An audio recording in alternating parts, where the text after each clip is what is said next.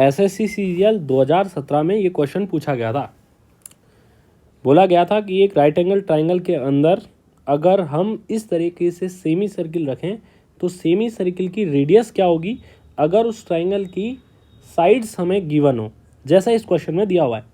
हमें बोला हुआ है कि बी एंगल यहाँ 90 डिग्री है, तो बी एंगल हमें 90 डिग्री दिया हुआ है और ये सेमी सर्किल है, यानी कि ये 90 डिग्री एंगल होने के बाद हम जानते हैं कि अगर दो साइड 15 और 20 हैं, यानी कि रेशो बाइज 3 और 4 के रेशो में है, तो तीसरी साइड यहाँ 5 के रेशो में होगी, क्योंकि 3 4 5 एक ट्रिपलेट है। 3 का स्क्वायर और 4 का स्क्वायर ऐड करने पर 5 का स्क्वायर आता है। तो ये 3 का 5 गुना, 4 का 5 गुना, तो इधर भी 5 का 5 गुना 25 यहाँ इसका हाइपोटेनस या कर्ण हो जाएगा। अब हम निकालते हैं कि भाई इसकी रेडियस कैसे निकालनी है। मेन बात तो ये है, ओ यहाँ पर इसका सेंटर है, ये सेमी सर्किल का सेंटर है ओ। कैसे निकाले फिर? अब इसके बाद हमें क्या करना है कि हम इस पॉइंट को यहाँ मिला देते हैं और इस पॉइंट को यहाँ मिला देते हैं। ठीक है, तो मैंने उस पॉइंट को टच किया है जहाँ ये सर्किल इस साइड को टच करते हुए जा रहा है।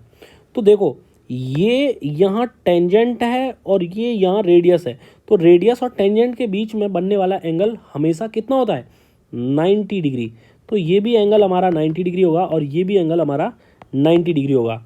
तो इस क्वाड्रिलेटरल में जो ये क्वाड्रिलेटरल बनाए, बी पॉइंट और ये वाला पॉइंट और ये वाला पॉइंट और ये वाला पॉइंट, इन चारों से ये जो क्वाड्रिलेटरल बन रहा है, इसमें 3 एंगल तो 90 डिग्री हो ही गए, तो चौथा एंगल भी 90 डिग्री ही निकलेगा। यानी कि ये जो क्वाड्रिलेटरल या चतुर्भुज बन रहा है, ये कम से कम ये आयत या फिर ये वर्ग होने वाला है। तो कैसे पता करें कि ये आयत या वर्ग होगा? तो हम यहाँ इन दोनों साइड को इक्वल कर रहे हैं, क्योंकि ये रेडियस है और रेडियस है। अगर ये आयत भी होगा तो सामने की भुजाएं बराबर होंगी और इस तरीके से ये चारों साइड बराबर ही आएंगी। इसका मतलब ये एक स्क्वायर बनने वाला है। अब ये स्क्वायर बन गया, तो अब क्या करें भाई? तो देखो, अभी हमें क्या करना है, यहाँ से हमें रेडियस आर की वैल्यू फाइंड करनी है कि बताओ आर की वैल्यू कितनी है।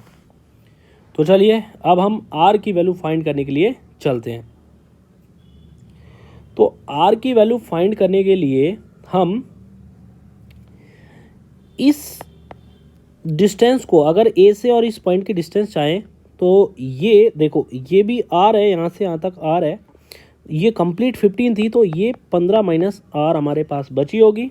ठीक है, और ये हमारे पास में आर है। ठीक है, अच्छा, उसी तरीके से अगर हम अब ये देखें कि कोई भी एक समकोण त्रिभुज में ये आर है, सॉरी ये 15 माइनस आर है, ये 15 माइनस आर है, कंप्लीट हमारे पास में 15 है, ये वाली वैल्यू हमारे पास आर है और ये कंप्लीट वैल्यू हमारे पास 20 है। तो हम मानते हैं कि एक एंगल 90 है, दूसरा एंगल ये भी 90 है, इधर भी बनने वाला एंगल 90 है, तो ये दोनों लाइन पैरेलल होंगी और इस तरीके से बनने वाला ये वाला ट्रायंगल और कंप्लीट ट्रायंगल आपस में सिमिलर होगा। और सिमिलरिटी वाले केस में दोनों ट्रायंगल की साइड्स का रेशो सेम होना चाहिए।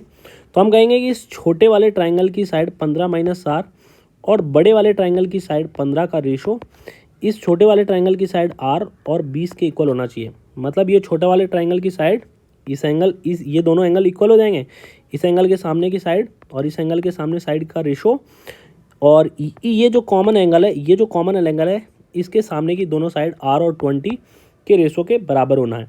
सॉल्व करने के बाद 5 से 3 बार, 5 से 4 बार सॉल्व करेंगे तो 3r equal to 60 minus 3r आएगा, तो 60 इक्वल टू 7r आएगा, यानी कि r की वैल्यू यहाँ से 60/7, आंसर बी ऑप्शन हमें मिल जाएगा। बात समझ में आई? काफ़ी बढ़िया सवाल है, और भी कई तरीके होते हैं इस टाइप के सवालों को करने के लिए, लेकिन सबसे बढ़िया तरीका हमें ये ही मिलता है। चलो और देखते हैं हम कैसे कर सकते हैं इस सवाल को। एक और टाइप से हम इस सवाल को करने की कोशिश करते हैं।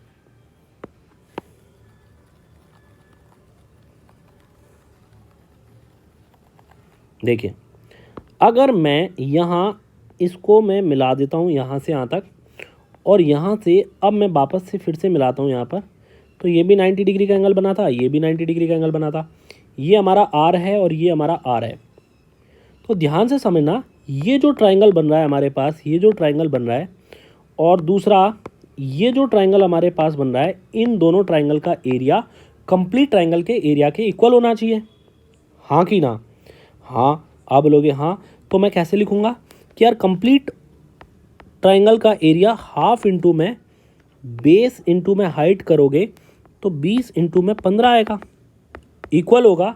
देखो इस ट्राइंगल का ए बी ओ वाले ट्राइंगल का एरिया होगा हाफ इंटू में बेस। अब बेस ये है 15 और हाइट है इसकी आर, तो हाफ इंटू में 15 इंटू आर के इक्वल लिखेंगे प्लस, और इस ट्राइंगल के लिए ये जो दूसरा ट्राइंगल हमारा बन रहा है, ये वाला ट्राइंगल बी सी ओ वाला ट्राइंगल, इसमें बेस इंटू हाइट करेंगे तो बेस इसका 20 है और हाइट इसकी आर है, तो हाफ इंटू में 20 इंटू आर भी लिखा जा सकता है।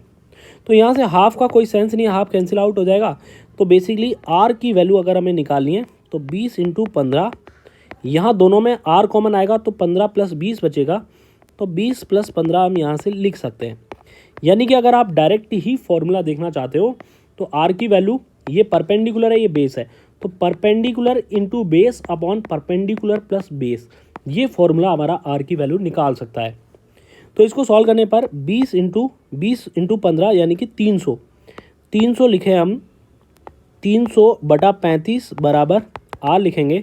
5 से 60 टाइम और 5 से 7 बार कैंसिल आउट करने के बाद आर की वैल्यू 60 बटा 7 निकल के आ जाएगी। ये दूसरा टाइप होगा इस क्वेश्चन को करने का, और ज़्यादा इजी यही वाला टाइप है अगर आपको याद है तो दोनों टाइप से इस क्वेश्चन कर सकते हैं। बढ़िया सवाल आपके लिए, थैंक यू।